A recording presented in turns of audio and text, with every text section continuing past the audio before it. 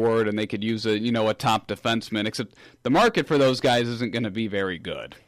Yeah, I don't know what the market looks like, but it seems like this is kind of what we have right now. Like, you're not really, it's tough in the trade market at the trade deadline to add a top forward, a top six forward or a top defenseman like that, and they don't really have as many assets as you would like. They don't have a second-round pick next year. They don't have a fourth-round pick. The fourth-rounder they traded for Johnny Oduya last year. The second-rounder was in the terrible Philip Denault trade with the Canadians. So they don't have, and they don't have as many top prospects. So you probably would have to trade from your NHL team, which they don't want to, because they have guys like Vinny Hinostroza, Ryan Hartman, Nick Schmaltz that are all performing very well, on their rookie deals, and those are assets to have, guys that are making that little money. Right, and that's like the one thing that's sort of a bright side to this, even if they don't make the playoffs this year. A lot of the young guys, and this has kind of been the case for them, most of the young guys that they get, they've been playing pretty well. They sort of just go in and they fit in really well with the group. And, it seems like some of the young guys like Schmaltz and Alex DeBrincat and all them, they've been playing really well. And they have, and so that's good for the future. And another guy that's really stepped up has been Jordan Osterley, who was really probably just an afterthought when they signed him in the offseason. He's been playing the most minutes every night. On defense, he's been playing like their number one defenseman. He's performing well on the offensive end and the defensive end. And then also you have Gustav Forsling, who's been, showing that he's capable of being a top four defenseman. Physical, can play both offensively and defensively. There's a lot to like. Except obviously, they just don't have enough depth right now. And obviously, with Crawford out, they're going to really be pushed to the test. Currently, they're last in the Central Division. Yeah, because all the teams are good, and the thing is, they're all bunched up, and I think they've played a few less games than some of the teams.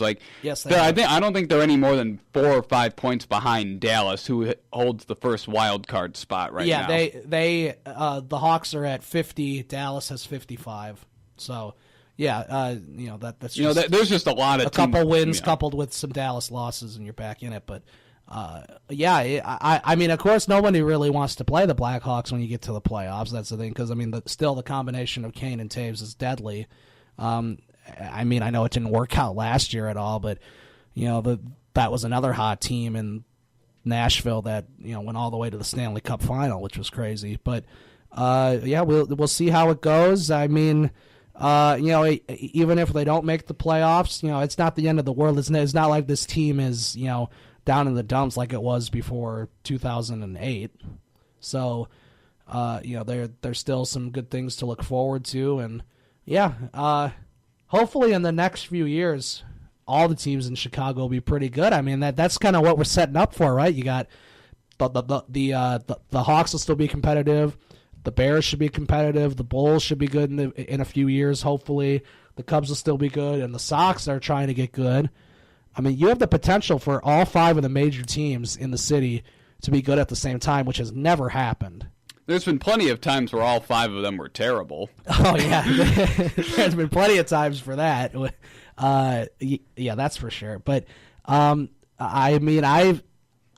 could foresee it. I could foresee 2020 is our year, Ryan. 2020 is Chicago's year. I'm calling it right now. Oh, we'll see. That'd be good. That'd be nice. The 2020/2021, because the seasons intertwined. But I'm thinking the Cubs have another World Series win by 2020. Hopefully, at least one. At least an appearance, and then hopefully a win. And Sox, I think, will be a playoff team in 2020. And then when you're looking at and then the Bears in 2020 will be a playoff team. And then the 2020-2021 season, the Bulls will be good and in the playoffs, and they'll be, who knows where LeBron James will be at that point. He might be out of Cleveland after this year. It's possible.